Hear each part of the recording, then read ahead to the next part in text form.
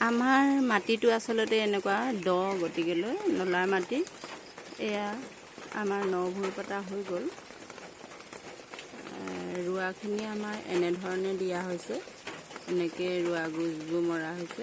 গতিকেলৈ ঘন কৰা হৈছে, কাৰণ পানী এজাক বৰষুণ দিলে এই নলাটো বুৰি আহে। গতিকেলৈ ঘনকৈ ৰোৱা হৈছে, যাতে ক'ৰবাত মৰি গ'লেও এজোপা দুজোপা থাকিলে তাৰ পৰা আকৌ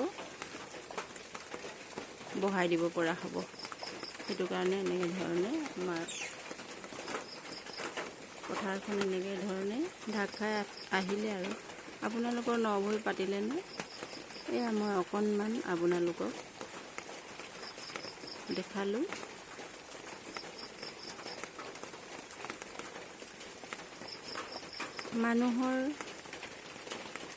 মানুহ জীয়াই থাকিবলৈ খাবই লাগিব, আৰু সেই ভাত সাজ খাবৰ কাৰণে ধান লাগিবই। ধানৰ পৰাই চাউল হ'ব।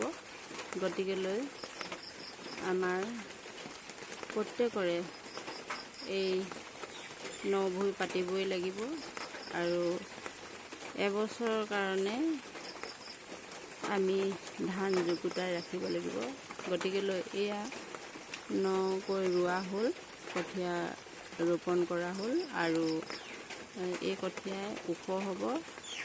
মানে ধান ৰোৱাখিনি সজাল ধৰি উঠিব, তাৰপাছতে ধান মানে গেৰ হ'ব, তাৰপৰা ধান ওলাব। ওলোৱাৰ পাছতে কাতি মাহতে, এতিয়া আহাৰ মাহ, আহাৰ শাওণ ভাদ আহিন কাতি মাহতে এই ৰোৱাখিনিয়ে পুনৰ ধুনীয়াকৈ আঘোণৰ মানে সোণোৱালী পথাৰখন হৈ উঠিব।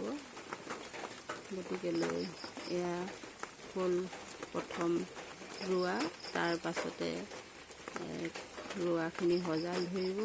সজাল ধৰাৰ পাছতে লাহেকৈ লাহে এয়া ওখ হৈ আহিব। তাৰ পাছতে ধান ওলাব। ধান ওলোৱাৰ পাছতে মানুহে সেই ধানখিনি চপাই মেলি আনি ভঁৰালত ভৰোৱা হ'ব। ভঁৰালত ভৰোৱাৰ পাছতে যদি আৱশ্যক হয় খাবৰ কাৰণে, তেতিয়াহ'লে মৰণা মাৰি খেৰখিনি পেলাই সেই ধানখিনিৰ পৰা পিচাই চাউল উলিয়াব। চাউল উলিওৱাৰ পাছতে আমি প্ৰত্যেকেই সেয়া ভাত হিচাপে আমি খাবলৈ যোগাৰ কৰিব লাগিব। গতিকেলৈ এয়া আমাৰ ৰোৱা।